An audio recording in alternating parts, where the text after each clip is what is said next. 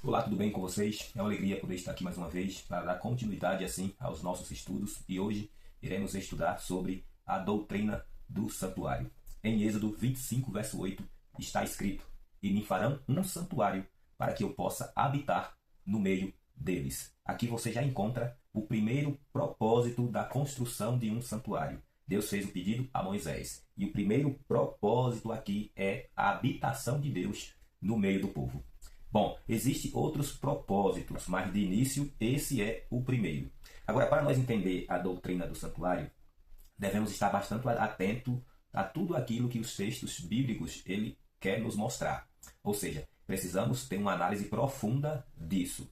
Não é 10, 15 minutos que irá acontecer isso, mas nós vamos aqui trazer algumas coisas importantes dentro de um resumo para deixar bem claro ao seu coração quais os propósitos da construção de um santuário. Além de tudo, existe apenas uma igreja que transmite estudos bíblicos sobre a doutrina do santuário.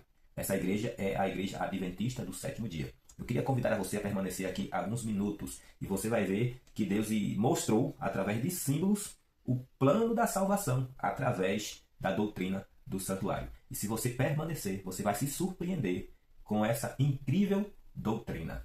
Sabe, é importante nós salientar que os propósitos da construção do santuário de início é, de fato, para que Deus habite no meio do povo. Mas, porém, existem outros propósitos. Por exemplo, Hebreus, capítulo 8, verso 5. Ensinar o plano da salvação por meio de símbolos. Você encontra lá. Porém, no livro de Salmos 29, verso 2, Salmos 63, verso 2, lá você encontra outro propósito. Qual? Ser o centro de adoração do povo de quê? Do povo de Deus. Porém, você vai também encontrar em Hebreus 9, verso 22, Levítico 4, verso 19 e verso 20, outro propósito. E ali você vai perceber que é prover a expiação. O que é isso? A expiação dos pecados, ou seja, o perdão dos pecados. Enfim. E o que era realizado ali no santuário? Simples. Ali você vai encontrar o santuário, que era móvel, era dividido em dois compartimentos, ou seja, dois quartos. O primeiro quarto se chama lugar santo, o segundo santíssimo. E os trabalhos que eram realizados ali no santuário era realizado diariamente pelo sacerdote. Era o sacerdote que realizava os trabalhos diários, recebia o povo ali para executar alguma coisa que irei logo mais falar para vocês.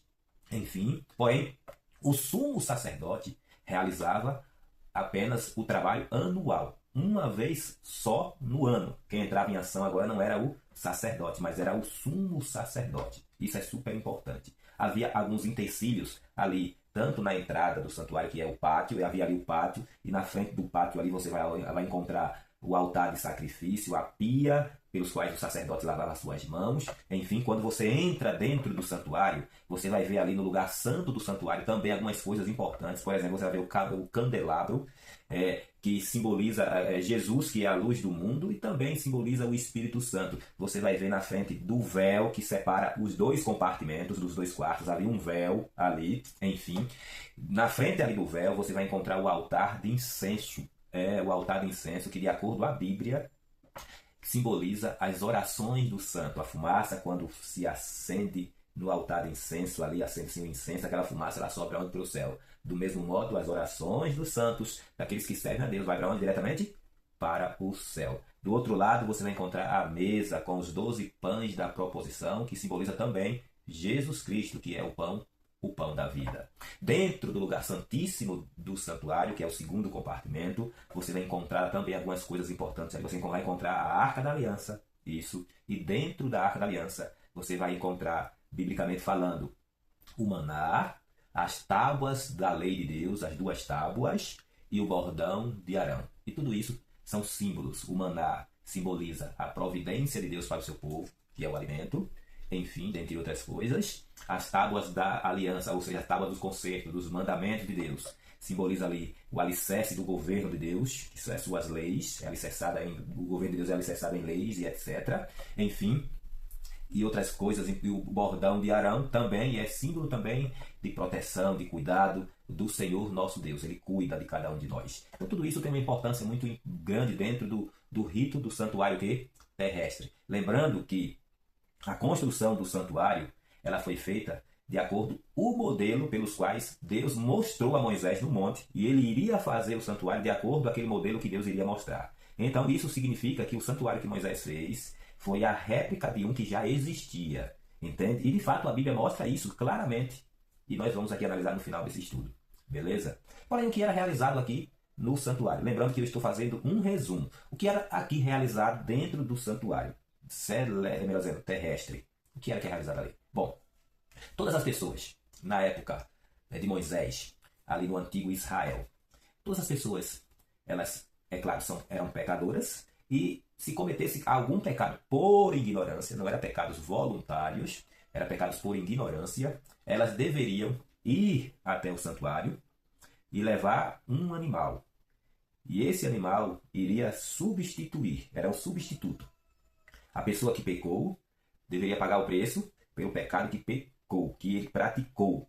Porém, levava o animal para substituir. O que era que acontecia? A pessoa, se ela fosse rica, enfim, ela levava aquele animal que ela poderia levar. Mas se fosse pobre, também levava o animal que ela poderia levar. E assim, o rito acontecia. A pessoa levava o animal, ou seja, o cordeiro. Não aquele que poderia levar um cordeiro. Levava o cordeiro até o santuário. E ali na frente do santuário havia o quê? O altar de holocausto, ou seja, de sacrifício. A pessoa chegava ali, o sacerdote que fazia os trabalhos diários, pegava essa pessoa, colocava a mão dessa pessoa na cabeça daquele animal, e a pessoa confessava o quê? O seu pecado. E ali acontecia a transferência do pecado da pessoa para o animal. E acontecia o quê? O sacerdote imolava, ou seja, sacrificava aquele animal. Enfim, quando você estuda isso na Bíblia, muitas pessoas, elas acham o rito do santuário terrestre algo horrendo, mas na verdade é uma demonstração de amor tão profundo de Deus para com o homem que impressionam aqueles que de fato estudam essa doutrina. É um amor grandioso.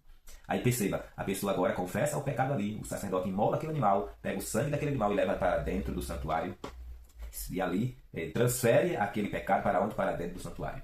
Beleza. Era isso que acontecia diariamente, aonde? No santuário terrestre. E aqui você vai perceber Deus mostrando o plano da redenção, ou seja, a salvação, através de símbolos. E foi exatamente isso que aconteceu posteriormente.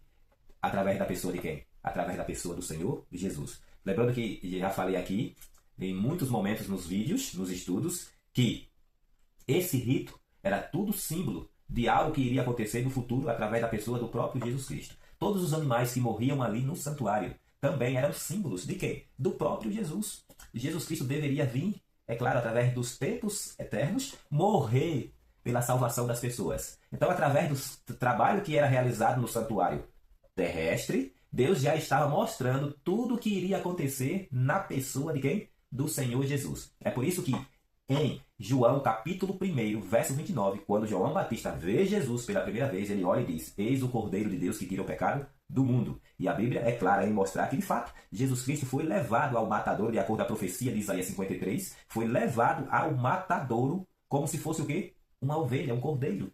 Entende? Foi sacrificado. Da mesma forma que eram sacrificados aqueles animais ali no santuário terrestre, Jesus Cristo viria logo mais, posteriormente, no futuro, também ser sacrificado para perdoar de uma vez por todas, como diz Hebreus, no capítulo 9 de Hebreus, de uma vez por todas, para sempre. E ele seria o sacrifício perfeito.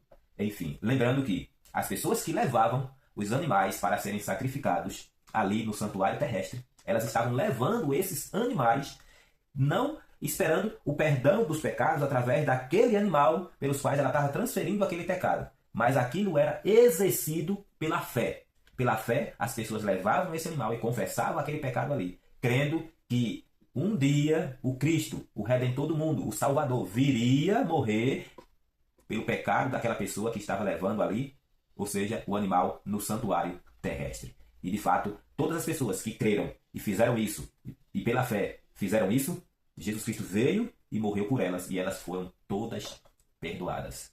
Não é exatamente o que acontece hoje nos nossos dias. É claro, hoje nós não precisamos mais levar animais no santuário, porque o Cordeiro de Deus perfeito já cumpriu com tudo que, de fato, essa doutrina mostra. E hoje, Cristo abriu as porteiras. E nós temos acesso a Deus sem precisar levar animais no santuário. E nós vemos isso onde? capítulo 27 do livro de Mateus, no capítulo 27, no verso 50. Se você quiser abrir a sua Bíblia, acompanhe comigo como foi que acabou, que essa lei, que nós chamamos da lei cerimonial, teve o seu fim. Então aqui em Mateus capítulo 27, no verso 50, você vai encontrar o seguinte. Diz assim o texto bíblico: e Jesus, clamando outra vez com grande voz, entregou o Espírito. Ou seja, Jesus aqui estava morrendo. E no verso 51 diz: eis que o véu do santuário se rasgou em duas partes, de alto a baixo. Tremeu a terra e fendeu-se as rochas. Então, quando Cristo estava morrendo, ali, entregando o Espírito, no santuário celestial, entregando fôlego de vida para Deus, o que foi que aconteceu? Aquele véu que separava os dois compartimentos do santuário terrestre, ali, se rasgou de alto a baixo. Ali se abriu as porteiras. Enfim, e acontece o quê? E hoje, para nós termos o perdão dos nossos pecados, apenas nós precisamos ir a Jesus em busca de socorro, em busca de perdão, e confessamos ali o nosso pecado. Ele vai até o Pai, apresenta os méritos dele, e a Bíblia diz claramente que pelos méritos de Jesus, pela confissão que fazemos, nós recebemos o quê? O perdão dos nossos pecados. É claro que havia o dia 10 do mês 7, que era chamado na Bíblia do dia da expiação, em que o sumo sacerdote entrava em ação. E nesse dia, todas as pessoas que confessavam os seus pecados durante todo o ano, agora entravam em uma santa consagração, pois ia acontecer ali o dia da expiação, ou seja, o dia do acerto de conta, a limpeza do santuário. Todos os pecados que entravam ali iriam agora ser eliminados de dentro do santuário. E nesse dia acontecia um rito. 2 bodes eram ali oferecidos. Um chamava o bode Azazel, o outro chamava o bode emissário. Um desses bodes era morto e o outro bode ia ser levado até o deserto vivo. E nós cremos que esse que iria ser levado ao deserto vivo representa não o Cristo, mas representa Satanás. Mostrando assim que no final dos tempos, Satanás será preso exatamente aonde? No deserto, que a Bíblia diz que vai estar esse mundo. E ali ele vai, é claro, ficar preso durante 1000 anos, esperando, é claro, o dia do acerto de conta, o dia do juízo final, que irá acontecer no término dos 1000 anos de paz, de alegria e de férias que Deus vai dar ao seu povo, de acordo com o estudo do milênio que nós fizemos aqui. Então percebe que tudo isso irá acontecer na história. Então a doutrina do santuário, ela é poderosa, ela tem uma importância poderosa, porque ela mostra o plano da salvação e também mostra o dia do acerto de conta, do juízo final, onde Deus vai prestar conta com todos nós, todas as pessoas, quer sejam boas, quer sejam más, de acordo com a Bíblia, irá ter um acerto de conta com o Senhor. Sabe? Eu queria dizer algo para você. Antes de tudo isso acontecer, na verdade o melhor já aconteceu, Cristo já morreu por nós. Mas nós estamos agora esperando o juízo final. Ou, para ficar melhor, o juízo que irá acontecer, onde todos nós iremos prestar conta diante de Deus. Antes de tudo isso acontecer, a sua vida e a minha vida precisa estar nas mãos de quem? De Deus. E o meu convite para você hoje é que você coloque a sua vida nas mãos do Senhor. O tempo de graça é hoje. As portas da misericórdia estão abertas, esperando os homens, esperando todos nós. Então o apelo é esse. Entrega sua vida ao Senhor. Confia nele e ele fará coisas grandiosas na sua vida. Amém? Que Deus abençoe você. E que essa temática, de fato, ilumine o seu coração.